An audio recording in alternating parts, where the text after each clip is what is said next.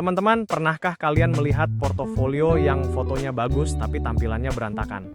Di pertemuan ke-13 ini, kita akan belajar bagaimana menyusun portofolio fotografi dengan tata letak yang bersih dan rapi agar karya kita tampil lebih menarik, mudah dipahami, dan siap dipresentasikan ke dunia profesional. Setelah kita berhasil mengkurasi foto-foto terbaik, tantangan selanjutnya adalah bagaimana cara menyajikannya. Banyak fotografer pemula terjebak dalam kesalahan yang sama. Mereka terlalu memaksakan semua karya masuk ke dalam satu halaman. Padahal, tanpa mempertimbangkan tata letak, layout, foto yang paling indah sekalipun bisa terlihat berantakan dan kehilangan maknanya. Penting untuk diingat bahwa layout yang bersih dan rapi bukan sekadar masalah estetika. Desain yang teratur akan memberikan ruang napas bagi setiap karya, sehingga audiens atau penilai dapat lebih mudah menikmati dan meresapi setiap foto yang kalian tampilkan. Jangan biarkan elemen desain yang berlebihan justru mendistraksi mata dari subjek utama kalian. Prinsip keteraturan ini bersifat universal. Baik kalian menyusun portofolio fotografi, desain grafis, ilustrasi, maupun karya kreatif lainnya, tata letak adalah kunci profesionalisme. Dengan layout yang rapi, kalian sedang menunjukkan bahwa kalian adalah kreator yang menghargai detail dan memiliki selera visual yang tinggi. Mari kita bedah bagaimana struktur halaman yang ideal di slide berikutnya. Untuk menciptakan tata letak yang rapi, kita tidak perlu menjadi desainer ahli. Kita hanya perlu mematuhi 3 pilar utama. Pilar pertama adalah white space atau ruang kosong. Jangan pernah takut membiarkan ada area kosong di halaman portofolio kalian. Ingat, ruang kosong bukanlah pemborosan. Ia justru memberikan napas bagi mata pembaca, sehingga karya kalian terlihat lebih eksklusif dan terfokus. Pilar kedua adalah alignment atau keselarasan. Selalu pastikan setiap elemen, baik itu teks, gambar, maupun ikon, berada dalam garis yang selaras. Mata manusia secara alami cenderung mencari pola. Ketidakteraturan sekecil apapun dalam penempatan elemen akan membuat pembaca merasa tidak nyaman dan bisa merusak kesan profesional yang ingin kalian bangun. Pilar terakhir adalah hierarki visual. Gunakan variasi ukuran font, ketebalan huruf, atau warna untuk menandai elemen mana yang paling penting. Sebagai contoh, judul karya harus dibuat lebih besar daripada deskripsi, dan deskripsi harus lebih menonjol daripada catatan teknis yang kecil.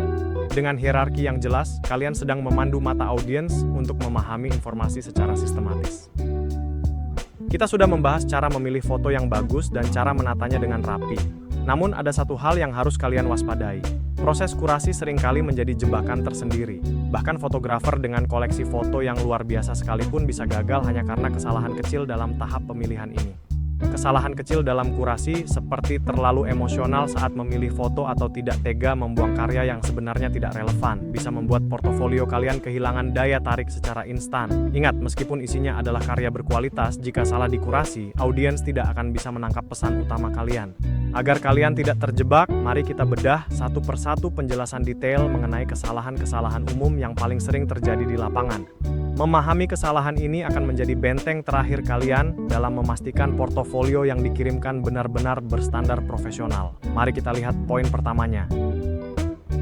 Mari kita bedah 2 kesalahan pertama yang paling sering menjatuhkan kredibilitas seorang fotografer. Kesalahan nomor 1 adalah memasukkan karya yang tidak konsisten. Ingat, konsistensi adalah kunci profesionalisme. Seringkali kita tergoda menyisipkan satu foto landscape yang sangat dramatis ke dalam portofolio yang bertema portrait fotografi hanya karena kita merasa foto itu bagus.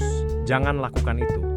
Hal tersebut justru membuat portofolio kalian terlihat seperti campuran acak, bukan representasi keahlian yang terfokus. Kesalahan kedua adalah mengutamakan kuantitas daripada kualitas. Sebagai pemula, ada keinginan besar untuk menunjukkan bahwa kita sudah banyak mengerjakan proyek dengan menampilkan beragam karya. Namun, kalian harus ingat bahwa satu foto yang luar biasa jauh lebih kuat pengaruhnya daripada 5 foto yang biasa saja. Satu karya yang lemah sudah cukup untuk menurunkan persepsi kualitas keseluruhan portofolio kalian di mata klien. Jadi, daripada memenuhi halaman dengan puluhan foto yang mediocre, jauh lebih baik jika kalian hanya menampilkan 10 hingga 15 foto terbaik yang benar-benar mewakili standar tertinggi keahlian kalian. Kurasi yang ketat ini menunjukkan bahwa kalian memiliki standar profesional yang tinggi dan menghargai waktu audiens kalian. Dengan menghindari 2 kesalahan ini, kalian sudah selangkah lebih maju dalam menciptakan kesan pertama yang tak terlupakan. Rekan-rekan mahasiswa, kita telah sampai di penghujung pembahasan. Sebagai rangkuman, perlu kita garis bawahi bahwa pemilihan karya fotografi untuk portofolio bukanlah sekadar memilih foto yang terlihat indah. Ini adalah sebuah proses seleksi yang harus dilakukan secara strategis dan terarah agar benar-benar mencerminkan siapa Anda sebagai fotografer. Ingatlah bahwa karya yang Anda pilih harus mampu mempresentasikan 3 pilar utama: identitas visual Anda, keterampilan teknis yang mumpuni, serta keunikan gaya yang membedakan Anda dari fotografer lainnya. Tanpa ketiga elemen ini, portofolio Anda hanya akan menjadi album foto biasa tanpa nilai jual profesional. Dengan selalu mempertimbangkan tujuan portofolio sejak awal, menjaga relevansi karya dengan bidang yang dituju, serta mengutamakan kualitas teknis dan keberagaman tema, portofolio Anda akan memiliki nilai jual yang jauh lebih tinggi di mata klien maupun perekrut. Jangan takut untuk menjadi kurator yang kritis bagi diri sendiri demi menghasilkan presentasi karya yang luar biasa. Demikian presentasi dari saya. Semoga panduan ini membantu Anda menyusun portofolio yang tidak hanya memukau mata, tetapi juga mampu membuka pintu-pintu peluang karier di masa depan. Mari kita mulai mengkurasi karya terbaik kita dari sekarang. Terima kasih.